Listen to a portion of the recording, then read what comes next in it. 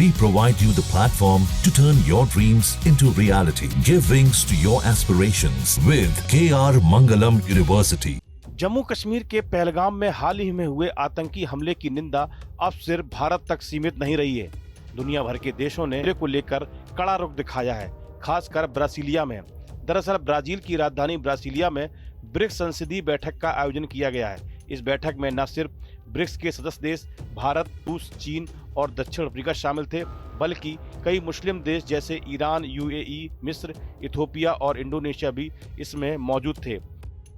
बैठक में भारत का प्रतिनिधित्व लोकसभा अध्यक्ष ओम बिरला ने किया। उन्होंने अपने भाषण में सीधे तौर पर कहा, आतंकवाद आज पूरी दुनिया के लिए खतरा बन गया है। इससे निपटने के लिए सभी देशों को आगे आना होगा। अपने संबोधन में ओम बिरला ने कहा कि आतंकवाद आज वैश्विक संकट बन चुका है, जिसका सामना अंतर्राष्ट्रीय सहयोग से ही किया जा सकता है। उन्होंने 4 प्रमुख कदमों की वकालत की, खास तौर पर आतंकी संगठनों की आर्थिक मदद बंद करने पर जोर दिया। उन्होंने कहा कि तकनीकी के दुरुपयोग को रोका जाए और जांच और न्यायिक प्रक्रियाओं में सहयोग जरूरी है।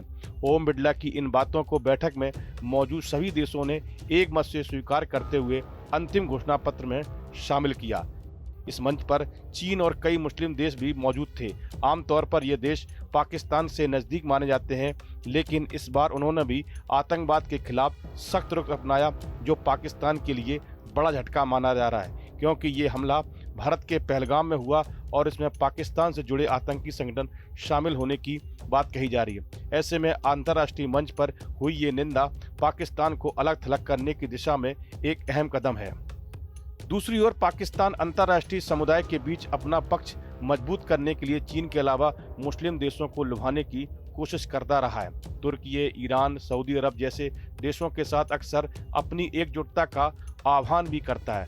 हालांकि सऊदी अरब, यूएई समेत कई मुस्लिम देशों ने पहलगाम अटैक के बाद भारत के साथ अपनी संवेदना जाहिर की। भारत अंतर्राष्ट्रीय मंचों पर पाकिस्तान की आतंकपरस्त नीतियों का खुलासा करने के लिए गंभीर कूटनीतिक प्रयास कर रहा है और इसमें सफलता मिलती भी दिख रही है।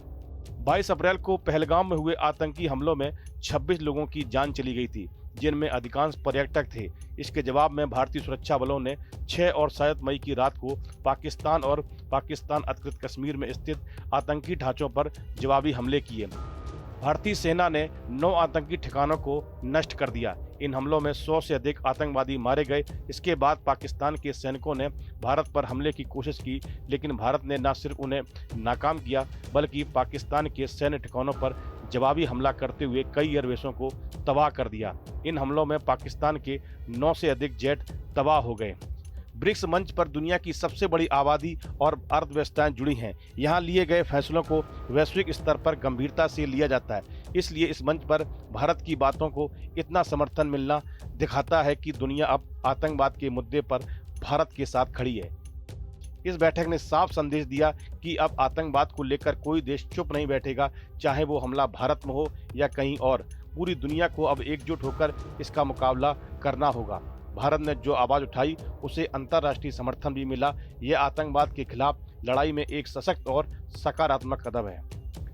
दूसरी ओर लोकसभा सचिवालय द्वारा जारी बयान के अनुसार संयुक्त घोषणा पत्र में भारत के पहलगाम हमले की कड़ी निंदा की गई और सभी ब्रिक्स देशों के सांसदों ने आतंकवाद के खिलाफ एकजुट होकर काम करने की सहमति दी।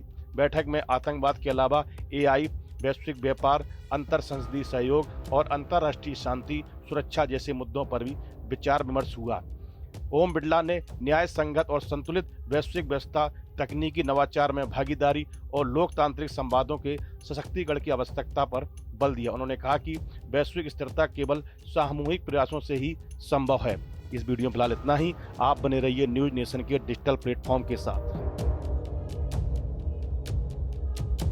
जहां भक्ति है हर शब्द में, कथाओं में छुपे हैं दिव्य रहस्य और ज्योतिष देता है जीवन को दिशा। धर्म से जुड़ी हर बातों को जानने के लिए हमारे चैनल स्तुति को सब्सक्राइब करें। चैनल पर जाने के लिए इस लिंक पर क्लिक करें।